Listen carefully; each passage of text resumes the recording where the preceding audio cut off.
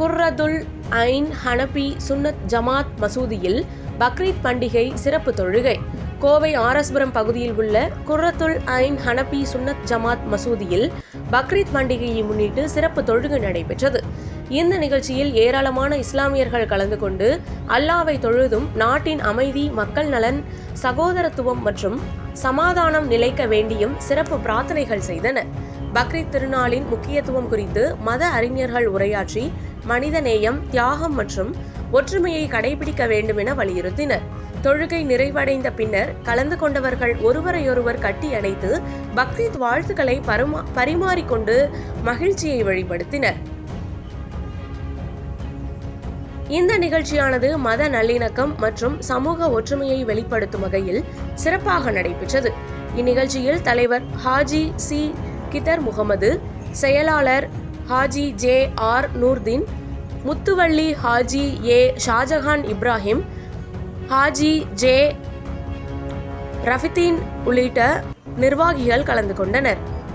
அல்லாஹு அக்பர், அல்லாஹு அக்பர், அல்லாஹு அக்பர், லா இலாஹ இல்லல்லாஹு, அல்லாஹு அக்பர், அல்லாஹு அக்பர் வலில்லாஹில் ஹம்த். ஈதுல் அதுஹா, ஹஜ் பெருநாள், தியாக திருநாள், பக்ரீத் பெருநாள் என்று பலவாறாக அழைக்கப்படும் இந்த பக்ரீத் பெருநாளின் நல்வாழ்த்துக்களை கோயம்புத்தூர் ஆர்எஸ்புரம் குர்ரத்துல் ஐன் ஹனபி சுன்னத் ஜமாத் நிர்வாகத்தின் சார்பாக இந்த உலகில் உள்ள அனைத்து முஸ்லிமான முஃமினான மக்கள் அனைவருக்கும் மற்றும் சகோதர சமுதாயத்தை சார்ந்த மக்களுக்கும் நாங்கள் தெரிவித்துக் கொள்வதில் எங்களது ஜமாத் பெருமிதம் கொள்கிறது.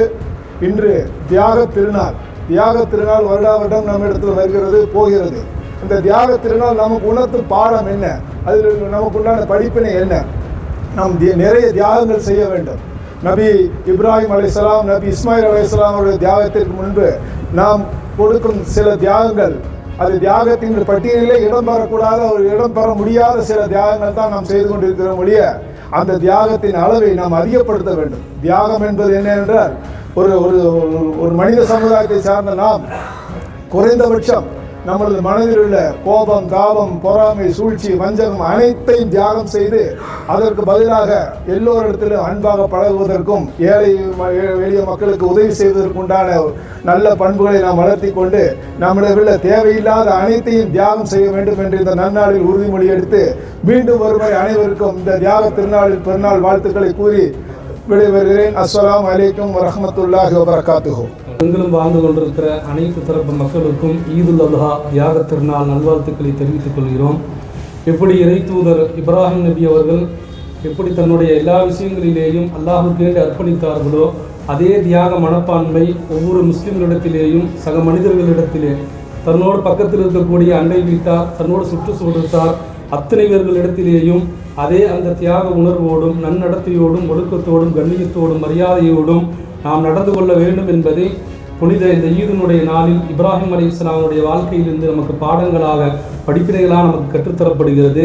அந்த தியாக உணர்வுகளை இறைவன் எல்லோருக்கும் நசீபாக்குவானாக வாழ்த்தி துவா செய்து நிறைவு செய்கிறோம். அல்ஹம்துலில்லாஹ்.